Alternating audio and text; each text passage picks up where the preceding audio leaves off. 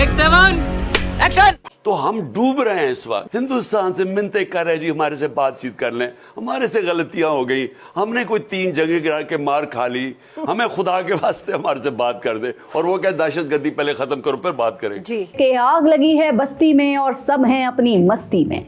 पाकिस्तान तबाही का शिकार है और एक वजीर आजम भी इतना बेबस होता है इस मुल्क में, unfortunately that's a fact.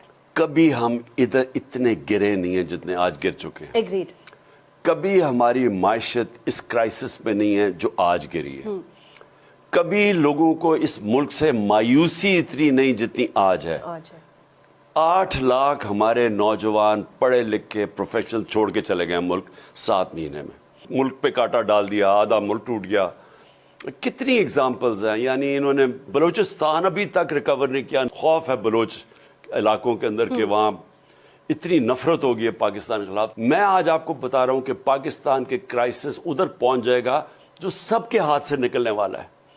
Pakistan की इकोनॉमी IMF का मिल भी, पहले तो IMF के पास अगर जाना पड़ेगा इनको, जा रहे हैं नहीं तो वो रुपया जो डिफॉल्ट के ऊपर गया तो वो आप सोच नहीं सकते कि मुल्क क्या होगा। तो जब जाएंगे महंगाई आएगी क्योंकि इन्होंने तो मुल्क की इकोनॉमी तबाह कर दी है। ये तो दुश्मन भी ना करता जो इन्होंने किया 7-8 महीने में।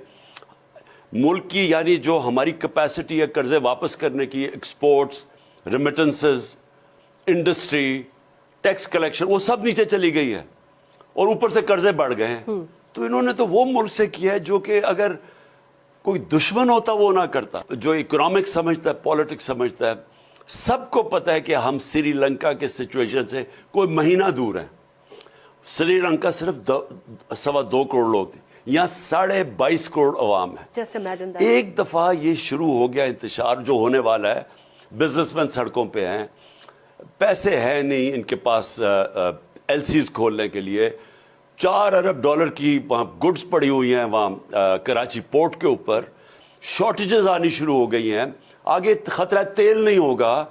जब आपकी रेमिटेंसेस भी गिर गई हैं, एक्सपोर्ट्स भी गिर गए हैं, तो डॉलर तो कम आने शुरू हो गए। तो हम डूब रहे हैं इस वक्त, डूब रहे हैं, वाकई डूब और रहे हैं। अगर ये इस वक्त ना कदम उठाएंगे, और एक ही कदम है कि आप किसी तरह स्टेबिलिटी पैदा करें। मुल्क की मईशत का हाल ये है कि IMF वजीर आजम की कॉल के बावजूद पाकिस्तान ना आया और अब अपनी तमाम तर शराइत मनवाने के बाद अगले हफ्ते आने का इम्कान है।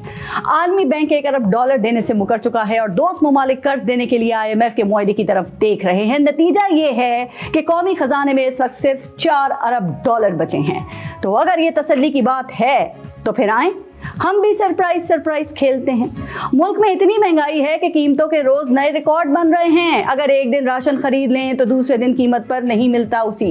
बिजली और गैस की कीमतें मजीद बढ़ाने का फैसला हो चुका है। 9 करोड़ लोग गुर्बत की लकीर से नीचे हैं। सनतें बंद होने से बेरोजगारी का सैलाब आ रहा है। लोग खुदकुशियां करने पर मजबूर हैं। अगर ये सूरत हाल तसल्ली बख्श है तो फिर आए ना हम भी सरप्राइज खेलते हैं। जनाब, गैस की कमी समझ में आती है, लेकिन गंदम जो हमारे मुल्क में पैदा होती है वो क्यों शॉर्ट हो जाती है किसी को कोई खबर नहीं है। गरीब आदमी 10 किलो आटे का थैला हासिल करने के लिए मीलों लंबी लाइनों में लग रहा है या आटे के ट्रक के पीछे जीतने के लिए भागकर अपनी जिंदगी तक हार रहा है। अगर ये सब कुछ ठीक और काबिल कबूल है तो फिर आए हम भी सरप्राइज खेलते हैं। डॉलर का ऐसा बहरान है कि LCs ना खुलने से जान बचाने वाली अद्वियात के खाम माल का बहरान और इलाज में रुकावटें हैं। मुल्क डिफॉल्ट के किनारे पर खड़ा है और सब सियासतदान एक दूसरे से लड़ने में मसरूफ हैं। अगर मुल्क की मसाइल का ये हल काबिल कबूल है तो फिर आए हम भी सरप्राइज खेलते हैं। लेकिन आप याद रखिए कि जिस मुल्क में आप आज अपने इक्तदार के लिए सरप्राइज खेल रहे हैं ना, वो इक्तदार इस मुल्क के अवाम ने अपने वोट से आपको दिया है और वही देते हैं। और ये वोट का मरहला अब आने को है।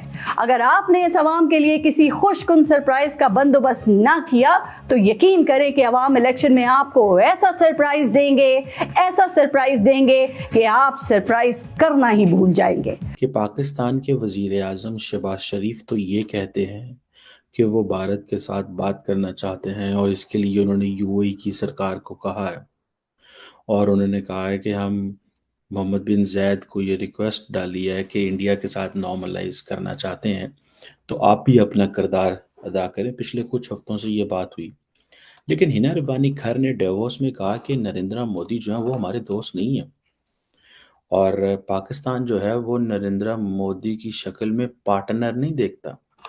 ये बड़ी इंपॉर्टेंट डेवलपमेंट है दोस्तों। देखिए, एक तरफ कि आपकी जो minister for state for foreign affairs है वो पैगाम दे रही है कि हम समझते हैं कि जब तक नरेंद्र मोदी ऑफिस में है तब तक बात नहीं हो सकती, और वो कहती हैं कि मोदी साहब के जो पुराने जो प्रेडेसेसर्स थे, मनमोहन सिंह साहब और अटल बिहारी वाजपेयी साहब, उनमें ये खूबियाँ थी लेकिन मोदी साहब में ये खूबी नहीं है। देखिए, इस वक्त जो पाकिस्तान के अंदर नेशनल यूनिटी गवर्नमेंट है, इस नेशनल यूनिटी गवर्नमेंट की सिचुएशन ये है माजर चाहता हूँ कि वज़ीर आज़म जो हैं वो PMLN के हैं, वज़ीर ख़ारजा और minister for state for foreign affairs जो है वो पीपल्स पार्टी के हैं, और ये इन्होंने डेलिबरेटली ली हैं चीज़ें ताकि ये इमरान खान से पावर भी ली तो नवाज शरीफ और उनके भाई और उनके बच्चे जो हैं इस चीज़ में गंदे हों कि ये वज़ीर आज़म है, ये मुल्क कंट्रोल नहीं करे, और वज़ीर ख़ारजा और मिनिस्टर फॉर स्टेट और फॉरेन अफेयर्स जो हैं वो अपने ताल्लुकात इंटरनेशनल कम्युनिटी के साथ ठीक करें ताकि वो कल को 2023 में इलेक्शंस में बिलावल को वज़ीर आज़म बने जब, तो उनका एक इंटरनेशनल एक्सपोजर हो। सो ये है बेसिकली पीपल्स पार्टी की कोर स्ट्रैटेजी, और PMLN की पावर में आने की स्ट्रैटेजी ये थी ताकि उनके केसेस जो इमरान खान और एस्टैब्लिशमेंट ने शुरू किए हैं वो बंद किए जाएं। अब ये होगी बेस। अब ये जो बात कर रहे हैं, क्योंकि PMLN जो है वो हिस्टोरिकली उनके ऊपर इल्ज़ाम ये लगता रहा है कि देखें जी ये मोदी के यार हैं, इनके ऊपर देखें Nawaz Sharif sitting prime minister, उनके भाई शहबाज शरीफ, इन लोगों पे यार था। जब प्राइम मिनिस्टर मोदी 2015 में पाकिस्तान आए तो उन्होंने कहा मोदी का जो यार है गद्दार है, गद्दार है। ये मोदी के यारों के नारे लगा के गंदा करते रहे नवाज शरीफ को और उसके भाई को, और डीप स्टेट भी इस चीज़ में इन्वॉल्व रही। लेकिन अनफॉर्चुनेटली अगर आप देखें तो आज सारे भारत से बात करना चाहते हैं, नवाज शरीफ भी करना चाह रहे हैं, तो नवाज शरीफ यही चीज़ें कहते हैं कि ये आप पहले क्यों नहीं मानते। लेकिन क्वेश्चन ये पैदा होता है कि बिलावल भुट्टो जरदारी और उनके नीचे जो minister for state for foreign affairs Hina Rabbani खर, जो दोनों पीपल्स पार्टी से जिनका ताल्लुक है, ये इतने हॉक क्यों है, ये क्वेश्चन है।